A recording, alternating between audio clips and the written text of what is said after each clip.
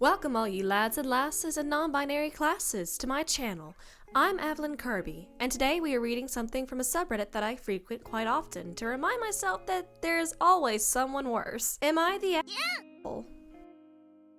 Weddings. They can be quite the magical event or quite the maddening event for those in charge of planning. If you are currently planning your wedding, then my love and support goes out to you, and may it be as beautiful or as rad as your spicy little heart can handle. One thing's for certain though, is if and who will you invite.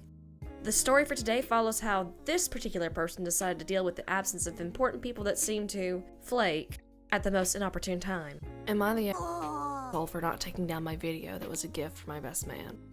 I have a sister that's 6 years older than me. My parents for years canceled on me last minute because of my sister.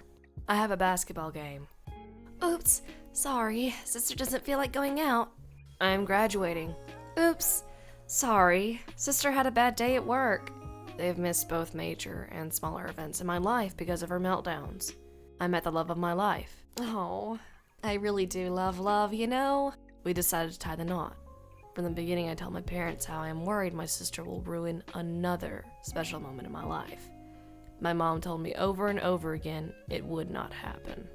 The day of my wedding, I received a voicemail from my mom saying they couldn't come because my sister's dog was sick, and she was upset. Now, I am an animal lover.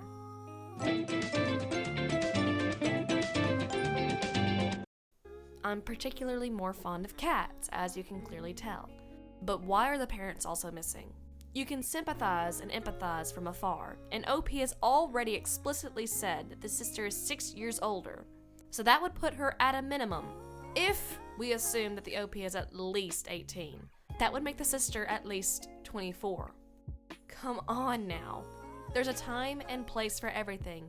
And honestly, it would have been fine if the sister just stayed home. It's like having a death in the family. Or at least that's how I would view it. That's my opinion and my opinion alone. But again, mom and dad also had to stay with her during the most important event of their other child's life. Something's just not right here. I was hurt. My best man, however, is a jokester. He took my phone, then went to my fiance and asked if he could post a video of our wedding as a gift on social media. She loved his idea.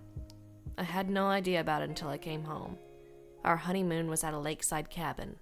No cell service. The post caption was, "My best friend. He is an amazing person, even if his parents never showed up for him."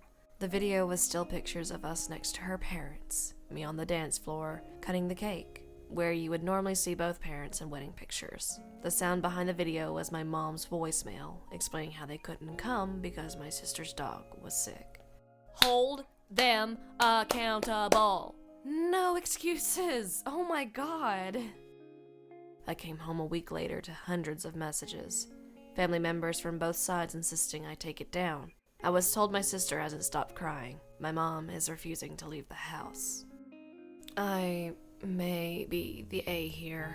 I didn't take it down when I got my messages. I didn't call my family back right away. I waited until my vacation time was over at work and enjoyed my time with my wife in our new home before I contacted anyone. The OP chose inner peace here, and honestly, I respect that. Good for you. My dad told me to take down the video. It was just a bad night for them. They will make it up to me and my wife for not coming. My reply was exactly, how do you plan to make up my wedding? It's a once-in-a-lifetime thing. You choose to ignore my feelings on the whole matter. Then he just repeated that he will make it up to me. I told him I would take down the video only when he made up missing my wedding. Flustered, we both hung up the phone before we both said things we shouldn't have. Am I the A here? I could have just taken down the video. I'm honestly curious about how the OP's father intends on making this up to them. If it's about money, then I am afraid that OP meant even less to their parents, which is downright devastating. I honestly do not believe this was truly applicable ruling, as OP did not post the video, nor did anyone foresee that it would induce complete pandemonium. Even OP feels somewhat remorseful, as they mentioned, I could have just taken down the video. All in all, blame can be shifted to many. A majority falls upon the inattentive and largely biased parents for placing priority on another child for the majority of OP's life. Nothing can really repair that other than hopefully therapy. Well, I believe that's all I have for today. If you would, please share a story in the comments if you've ever experienced something similar that relates to this reading. Have you ever experienced extreme favoritism as OP has? See you next week. Evelyn Kirby, signing off.